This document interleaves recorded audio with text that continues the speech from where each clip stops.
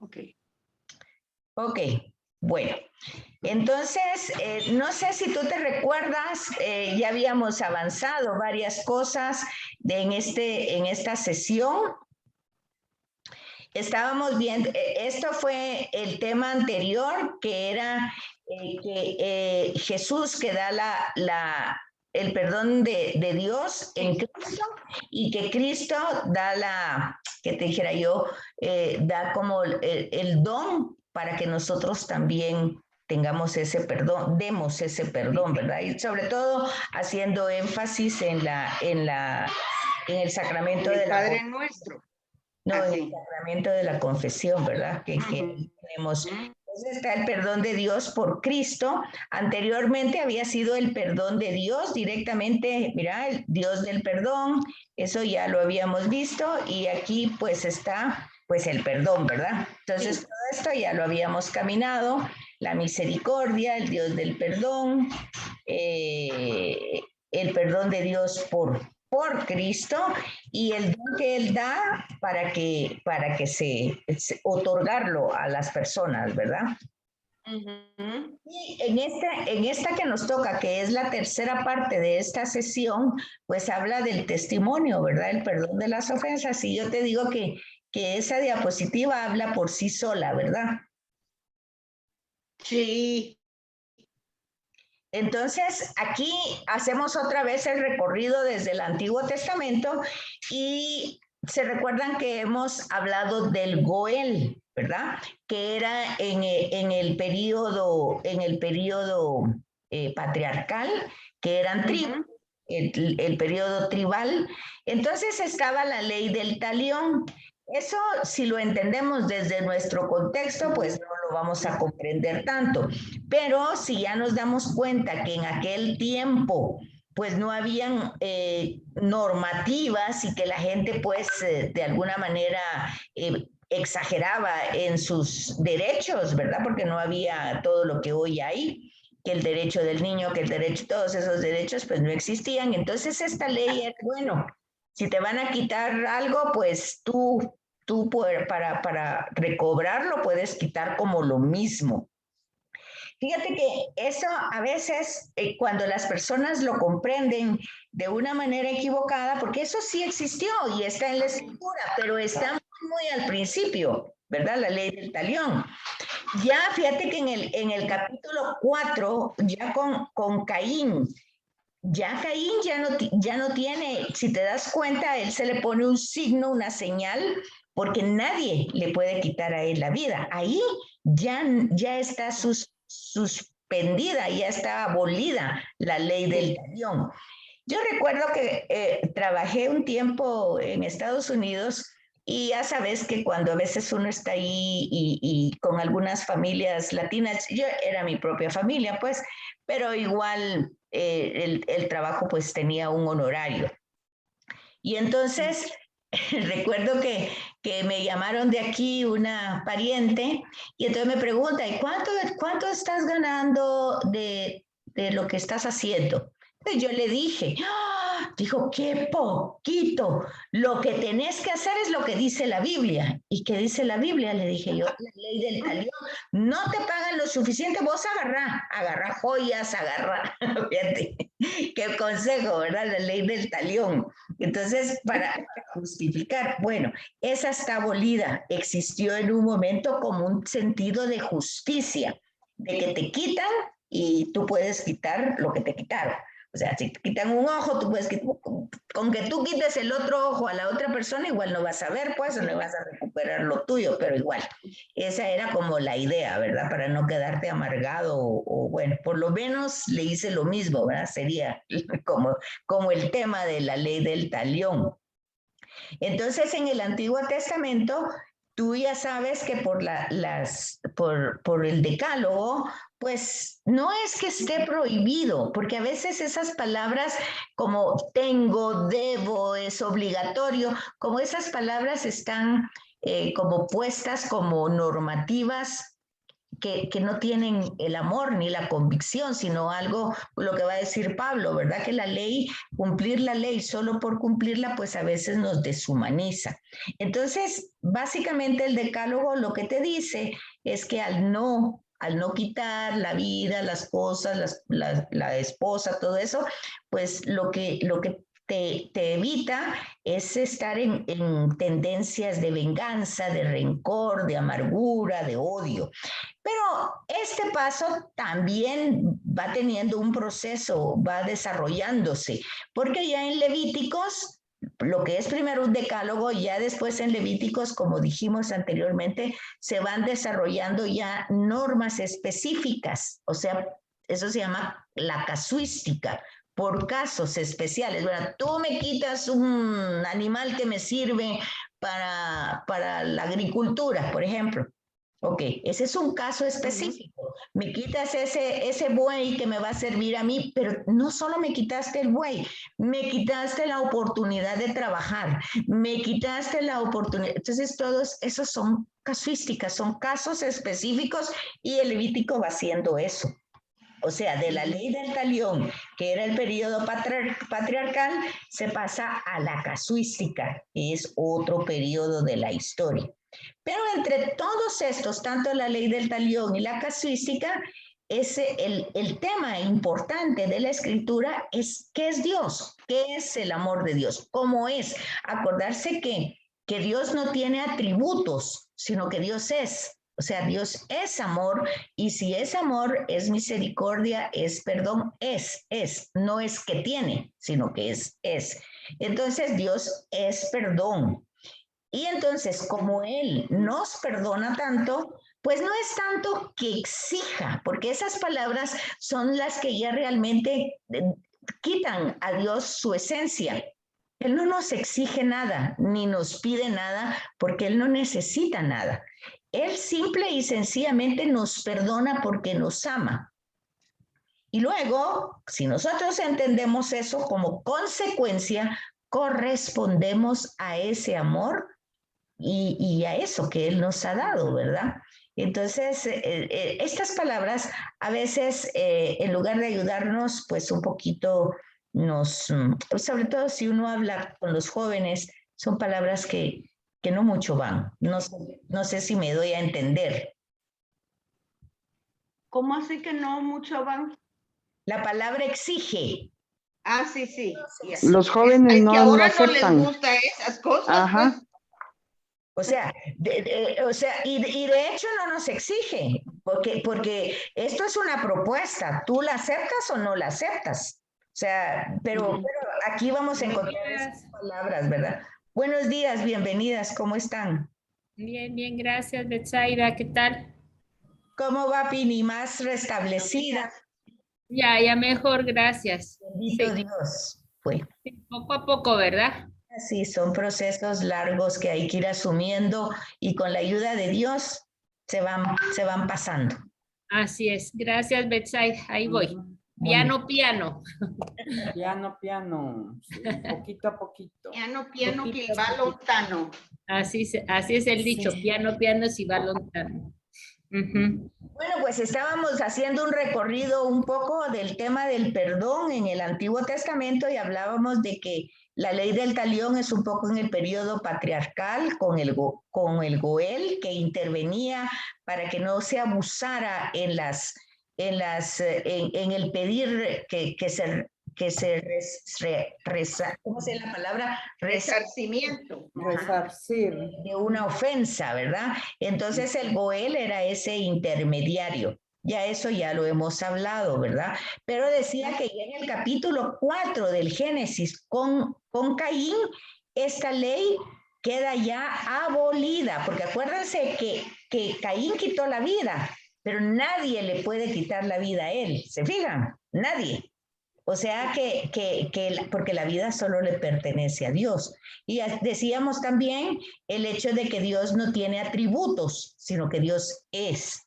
Entonces, si Dios es amor, pues obviamente la otra cara de la moneda del amor es la misericordia, es el perdón, es buscar el bien por el otro. Entonces, aquí no es que se prohíba el decálogo no es que prohíbe, sino que realmente es como lo va a decir Jesús, que hay 10 mandatos, pero los 10 mandatos se resumen en 2, ¿verdad? Se sintetizan en 2, que es el amor de Dios y el amor al prójimo, ¿verdad? Entonces, fíjense que tiene que ver con la lectura un poco de Ageo de hoy, del profeta Ageo, la primera lectura. Es decir, no es específicamente que se está hablando del templo como que uno tiene que trabajar para el templo y darle al templo y todo el templo. Es decir, el templo representa, otra vez la palabra es símbolo de la presencia de Dios. Entonces, Ageo lo que está diciendo es, miren, ustedes no ponen en primer lugar a Dios, sino que siempre están haciendo cosas y siempre terminan pues como desilusionados, porque aunque comen mucho, igual no están saciados, que aunque beben mucho, igual siguen teniendo sed, aunque trabajan mucho, pareciera que sus ganancias las ponen en bolsas con hoyos, que se van, ¿verdad? No queda nada. Entonces, aunque siembran tanto, no cosechan. Entonces, ¿por qué? Simple y sencillamente porque Dios no está en el centro, en el lugar que tiene que estar, que es otra cosa que dice Jesús, ¿verdad? Que si se busca primero el reino de Dios, lo demás viene por añadidura. Es el mismo hilo conductor que va desde siempre. Entonces, el odio, la venganza, el rencor, pues simple y sencillamente no van. No van ¿por qué? Pues no porque sea una prohibición, no porque no podamos sentirlo, porque si reconocemos que Dios nos ama y nos perdona, pues realmente aquí viene entonces, si Dios nos perdona, la consecuencia, si nos damos cuenta de eso, es que nosotros mismos vamos a perdonar las ofensas de los demás. No es fácil, pero así es, ese es el hilo conductor. El justo debe tomar en sus juicios como modelo la misericordia del Señor. Entonces, tenemos en el Nuevo Testamento ejemplos como el del Señor San José, pues que es un hombre justo. ¿Qué quiere decir justo? Pues justo quiere decir que le da el derecho. Justicia es dar y derecho es darle al otro lo que corresponde, hemos dicho. Y vemos ahí, por ejemplo, a José, que mira que María va a tener un niño que no es de él, y como es hombre justo, dice, no la lleva al templo para ser apedrada, no la denigra, sino que él toma la decisión de apartarse, ¿verdad? De apartarse de ella, pero luego pues él tiene una revelación y las cosas cambian, ¿verdad? Pero él es un hombre justo. Entonces, ver ese tema de la justicia, que el perdón forma parte de la justicia. Fíjense, el perdón forma parte de la justicia y forma parte de la misericordia que Dios tiene para nosotros y que nosotros debemos, por esa justicia y esa misericordia que tiene con nosotros pues debemos otorgarla a los demás. Aquí en el tema no es tanto que Dios no pueda, ¿verdad? Porque Dios puede todo. Pero el hecho es que quienes no vamos a poder recibir ese perdón somos nosotros. O sea, el incapacitado no es Dios. Dios siempre tiene la capacidad. Nosotros somos los incapacitados en recibir el perdón de Dios si nosotros no perdonamos. ¿Sí comprenden la diferencia de esto? Sí. Sí, es decir, Dios perdona siempre. Los incapacitados a recibir ese perdón somos nosotros si no perdonamos. Entonces, aquí tenemos las parábolas. Pero ¿qué pasa con la conciencia? ¿Cómo así? Es decir, tú tienes el perdón y lo aceptas el perdón, pero la conciencia te sigue molestando, ¿verdad? De si hiciste algo incorrecto. Bueno, pero eso no es la conciencia, esa es la culpa. O sea, bueno, pero tenés ahí un Pepe Grillo que te está diciendo que aunque te perdonaron lo hiciste mal, ¿verdad? pero ese Pepe Grillo a ver cómo lo domesticamos, porque ese Pepe Grillo no puede estar haciendo esa bulla. porque el perdón de parte de Dios es absoluto. Y ahí es donde nosotros debemos de comprender el amor que Él personalmente nos tiene en ese perdón, el amor, la misericordia y todo el sentido de la salvación. Es decir, tiene un sentido curativo muy interesante que no es mágico, pero que por acción del Espíritu Santo es como un bálsamo. No es una cosa decir, bueno, yo lo voy a hacer porque al final Dios siempre me perdona. No es así, no es así. No sé si vieron, si fueron ustedes a misa ayer o vieron la primera lectura de ayer, que es de Esdras, me parece, donde él dice realmente, estoy ante ti con el rostro rojo, lleno de vergüenza, dice, ¿verdad? Porque nuestro pecado ha llegado más allá del cielo. O sea, una conciencia de todo lo que Dios me ha perdonado y sentirme tan avergonzado, tan apenado delante de Él, que lo que yo pueda hacer o lo que me puedan hacer o lo que yo pueda hacer después, pues el Señor ya ahí en la cruz lo ha perdonado todo, lo ha redimido todo. Entonces es la comprensión de ese gesto, ese gran acto de amor de Dios para cada uno de nosotros, es de verdad, es una maravilla poder entender eso desde la cruz, ¿verdad? Desde la cruz de Jesús, descubrir en esa cruz y a Él en esa cruz como el acto más grande de amor de Dios para cada uno de nosotros.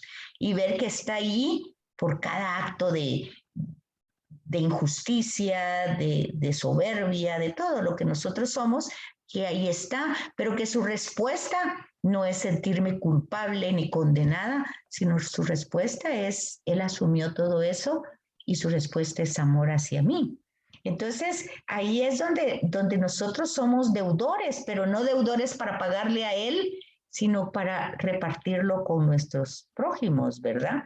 Entonces, por eso están estas propuestas, perdonen y serán perdonados, ¿verdad? En la medida que ustedes perdonen, así serán perdonados, ¿verdad? Por eso es una condición, pero no es una condición para Dios, para que Dios nos perdone. Es una condición para que nosotros podamos entender, aceptar, recibir ese perdón. Pues Dios ahí está, dándolo siempre. Ahora, hay una oración que ya se las mencioné 2 veces o varias más en la misa, que la hace solo el sacerdote, que es antes de comulgar, y que él lo dice calladamente, pero algunos sacerdotes la dicen pues fuerte, ¿verdad? Y uno le escucha, que decíamos que es una oración puesta a Jesús. Señor Jesucristo, Hijo de Dios vivo, que por voluntad del Padre y cooperación del Espíritu Santo, diste con tu muerte la vida al mundo. Líbrame de toda culpa, fíjense, líbrame de toda culpa por la recepción de tus sacramentos. O sea, uno de los frutos de ese sacramento, de ese recibir la Eucaristía, es librarme de la culpa, de ese Pepe Grillo que tú decís, la culpa. Porque yo con la culpa no voy a hacer nada, solo atormentarme a mí y no logro avanzar en ningún lado, amargarme, entristecerme, ponerme de mal humor, empeorar las cosas. Entonces la culpa no ayuda. O sea, lo que ayuda es la conversión, darme cuenta que me equivoqué y con todo el alma lo que decía, no volver a hacerlo, ¿verdad? Ese es el tema. Entonces esa oración dice, líbrame por la recepción de tu cuerpo y de tu sangre de toda culpa. Dame la gracia de perseverar en tus mandamientos y no permitas que me aparte de ti. Entonces, esa oración es preciosa y le cae a la boca a Pepe Grillo totalmente. Lo deja callado toda la noche. Vean esto. Ay, qué risa, ¿verdad? Vean este poema, es lo más bello que hoy que venía de misa y empecé a poner conectar todo esto, pues vi este poema no sé si uno de ustedes quiere leerlo, alguien que pueda leerlo así bonito. Vean qué bonito, léanlo por favor, pero en voz alta alguien. ¿Quién se ofrece? Aún no puedo asimilar lo que me ha sucedido.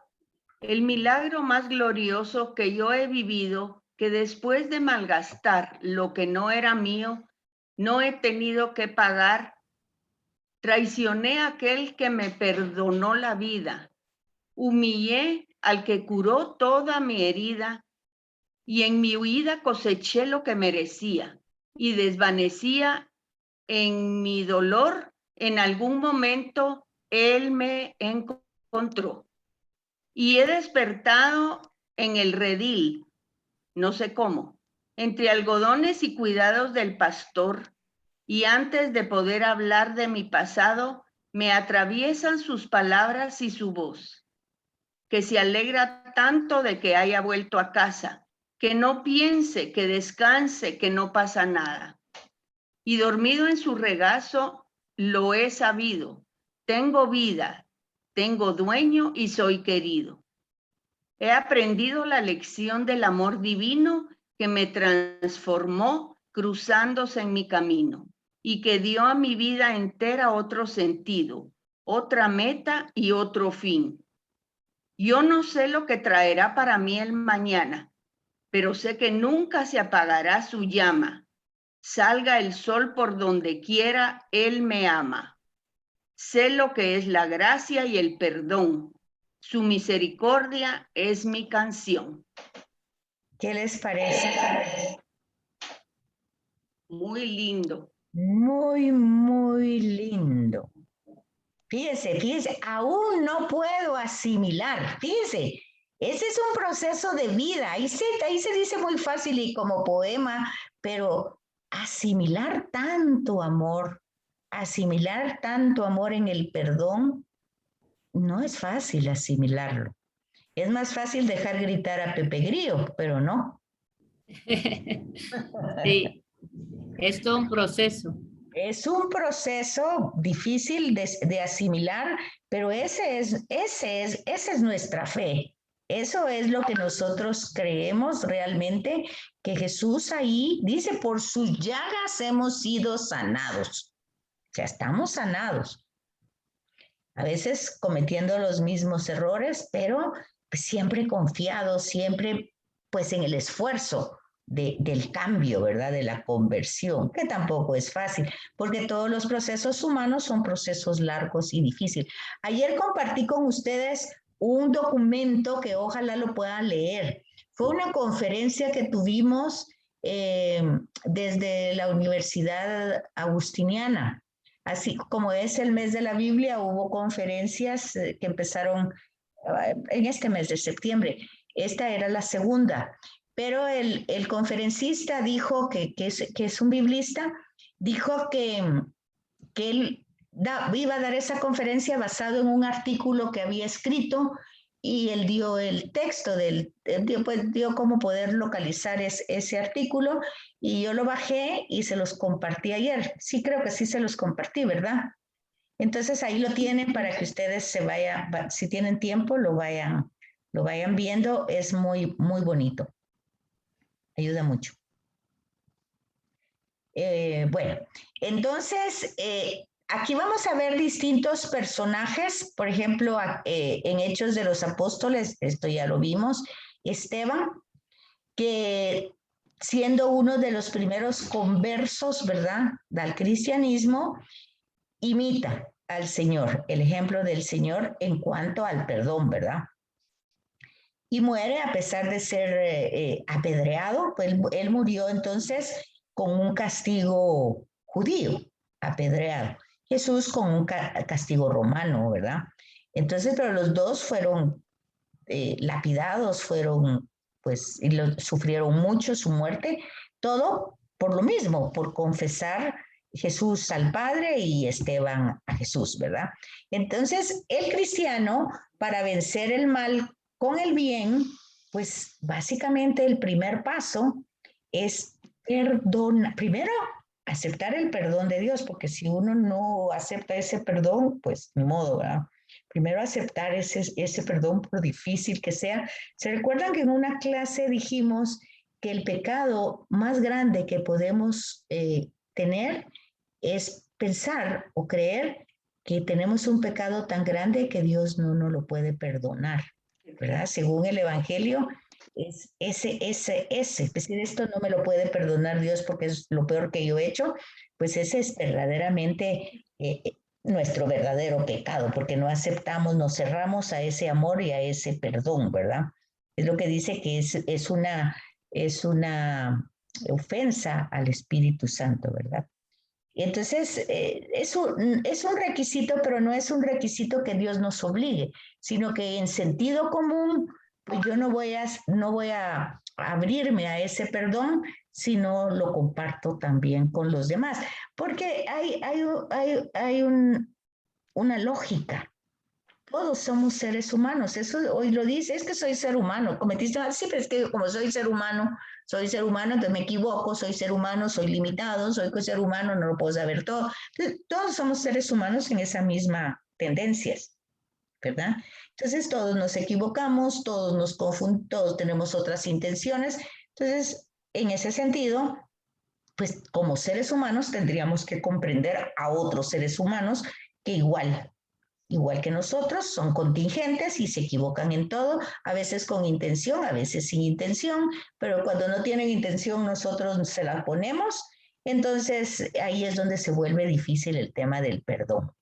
Pero básicamente cuando dice Jesús, sean perfectos como mi Padre es perfecto, no, la perfección entonces está centrada en esto, o sea, porque la perfección del amor de Dios es porque perdona. Entonces, esa es la propuesta, ¿verdad? Y claramente es una propuesta para cristianos. Se supone que quien está leyendo el Evangelio y que está leyendo la Escritura, pues es alguien que cree en lo que está ahí. Entonces, es una propuesta para esa persona que quiere seguir el camino del Señor. Bueno, aquí está el resumen de toda esta sesión que vimos. Que diría Susi que no está en qué página estamos. Bueno, y ahí tienen ustedes la autoevaluación, ¿verdad? En su cartapacio. Y bueno, ¿se recuerdan ustedes que en el Evangelio de Juan... ¿Y Susi dónde está, perdón? ¿Cómo? ¿Y Susi dónde está? Ah, Susi salió de viaje. Ajá. Ah, qué bueno. ¿A dónde se fue? Fue a ver a su hermana. Fue a ver a sus hermanas. Ah, qué bueno. Me va a caer bien. Ay, Sí, sí. no todas, no todas, pero hay una que está malita, yo creo que con ella fue. Ah, ¿y cómo estuvo el festejo del esposo, Analú?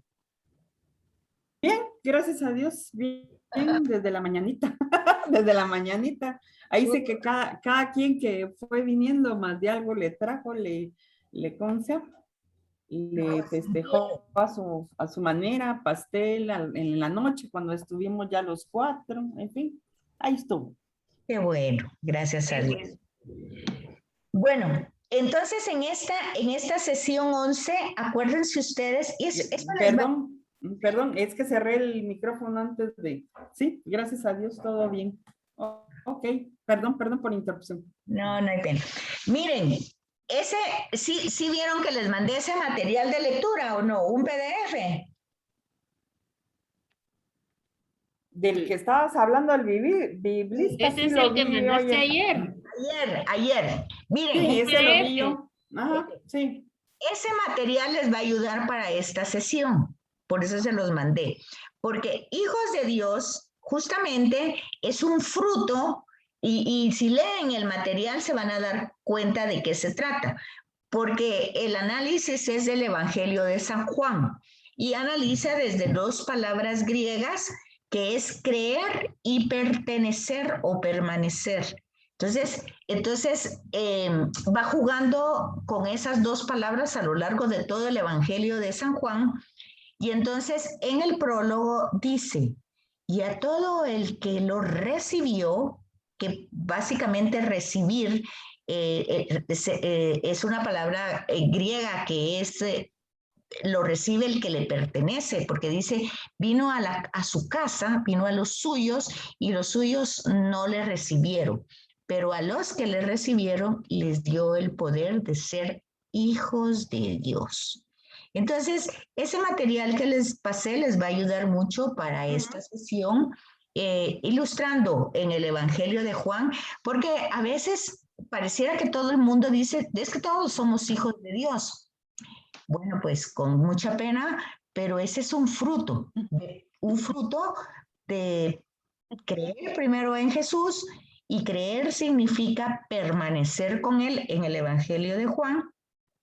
Y cuando se permanece y se cree, pues entonces el fruto es ser hijo de Dios. O sea que no es una cosa así ni mágica, ni que todo el mundo, ni tampoco se trata de marginar o del descartes, como diría el Papa Francisco, sino que en el Evangelio de Juan, esta forma de narrativa que tiene Juan, tiene dos objetivos. Un objetivo es la ironía. Él hace su relato como, sí, utilizando la ironía como para hacer reaccionar. Y otra es demostrando que no es como un reto, digamos. Les voy a poner un ejemplo que lo puse ayer en ese mismo tema.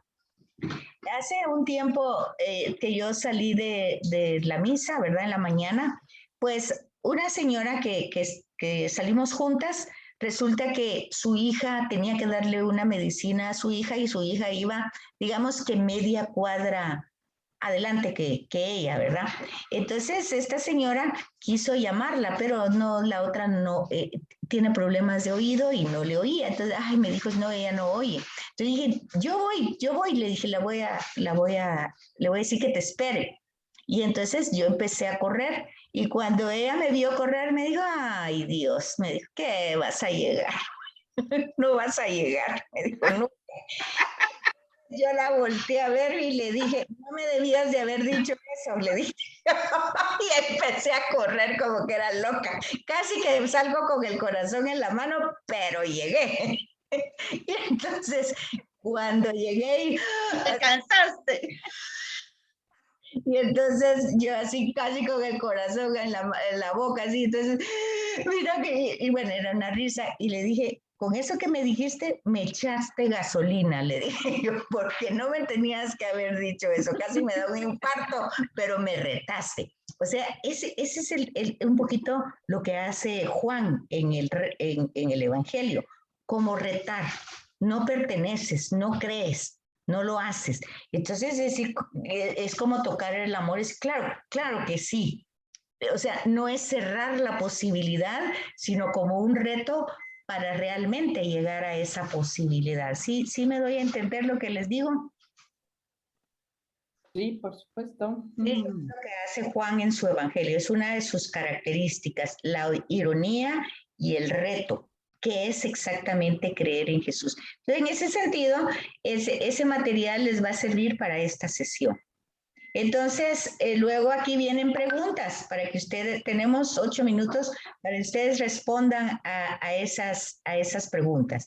¿Qué entendemos por hijo de Dios? Y esto, todos somos hijos de Dios.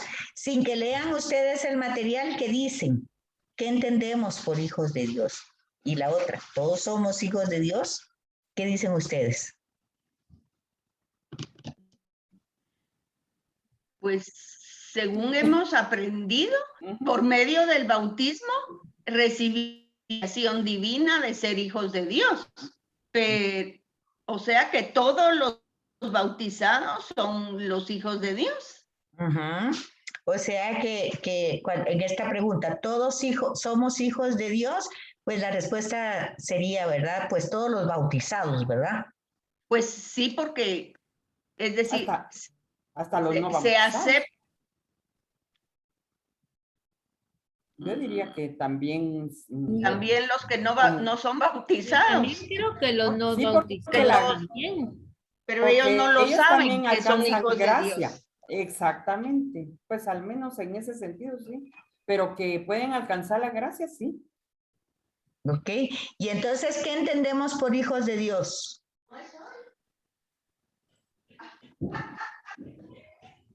¿Qué entendemos por hijos de Dios? Lo que dijo Hilda, que por el bautismo. Ah, no, pero es como... No, Pero ¿qué entendemos por hijo de Dios? Ah, yo creo que todos los seres humanos serían hijos de Dios. Algunos no sabrán que son, pero todos somos creados por Él, ¿no? Pienso yo. Fíjate, una cosa es ser criatura y otra cosa es ser hijo. Bueno, pero criatura somos todos los que somos creados. Ahí hablamos de todos los seres vivos. Hasta los Pero animales. hijos de Dios, los hombres, pues. O sea que todos entendemos ¿qué entendemos por hijos de Dios? Yo pienso que, esa es una opinión mía, yo considero que entendemos que todos tenemos una gran dignidad. Como hijos de Dios es que tenemos una identidad y una dignidad, ¿o no? Sí. Como seres humanos. Como hijos de Dios. Como hijos de Dios. Tenemos una dignidad y una identidad. Como hijos de Dios. Si no nos consideramos hijos de Dios, pues no tenemos esa identidad, no nos identificamos. Ni nos interesa ser hijos o no, pues. Como son los ateos, digamos. Bueno, lo que pasa es que el ateísmo, yo creo que lo que es más general es el agnosticismo. Yo creo que el ateísmo no es tan real, porque muchas veces las personas lo que no creen es la forma como nosotros, la presentación que nosotros hacemos, o sea, lo que nosotros decimos de Dios. Eso es a veces lo que la gente pensante rechaza. Dice, no, eso no puede ser Dios. Y realmente a veces tienen razón, ¿verdad? Que lo que nosotros estamos diciendo no desfigura, más que darle una identidad a Dios, pues lo desfigura, ¿verdad? Por ejemplo, exige, castiga, impone, bueno, entonces ahí la gente pues reacciona, ¿verdad? Vean, entonces el esquema es el mismo. Primero pasamos por el Antiguo Testamento, luego vemos el Nuevo Testamento con sus especificidades como el título mesiánico, Jesús Hijo Único de Dios, su título mesiánico, la resurrección, y justamente por eso les pasé ese material, miren, porque ese material un poquito les reflexiona el hilo conductor del Evangelio de San Juan, solo en 2 palabras.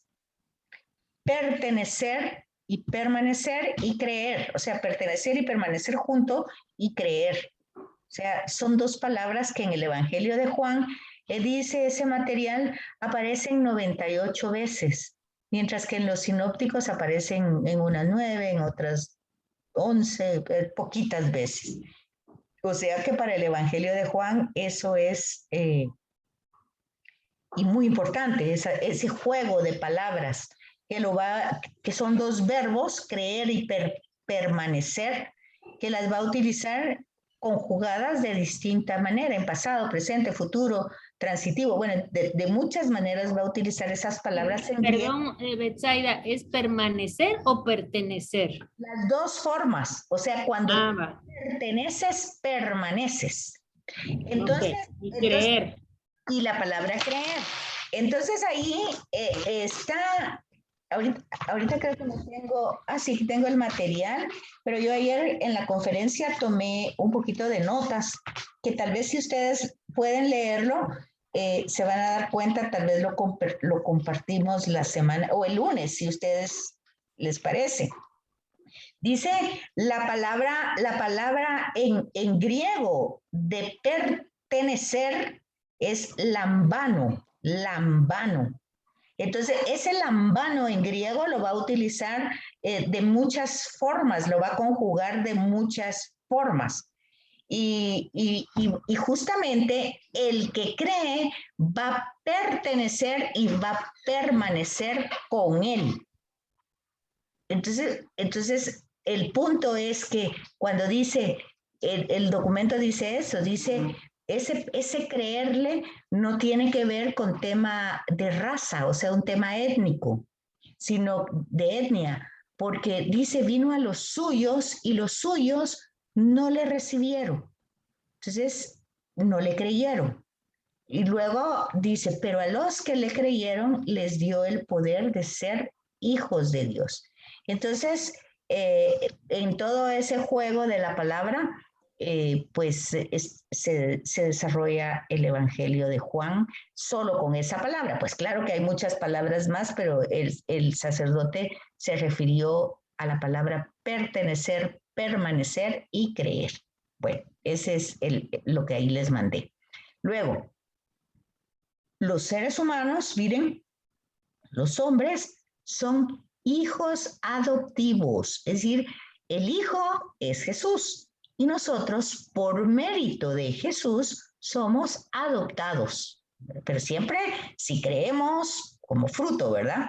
De esa creer y ese permanecer y pertenecer. Entonces, la pregunta anterior, ¿cómo era? ¿Cómo era la pregunta? Vamos a ver. ¿Entendemos por hijos de Dios? ¿O todos somos hijos de Dios? Todos somos hijos. Miren, pues entonces aquí vemos pues que por el bautismo somos hijos adoptivos, ¿verdad? Porque el hijo es único, el hijo de Dios es único. Y nosotros por adopción a través del bautismo. Sí, ¿verdad? Sí, o sea que ahí le Sí. faltaría hijos, que sí somos hijos adoptivos de Dios. Todos somos hijos de Dios, entonces como dijo Gildita, todos los bautizados somos hijos adoptivos por el bautismo, ¿verdad? Ahora, ¿qué entendemos por hijos de Dios? Pues yo diría que entendemos que todos tenemos una identidad y una dignidad de hijos. Pues la dignidad que ustedes ven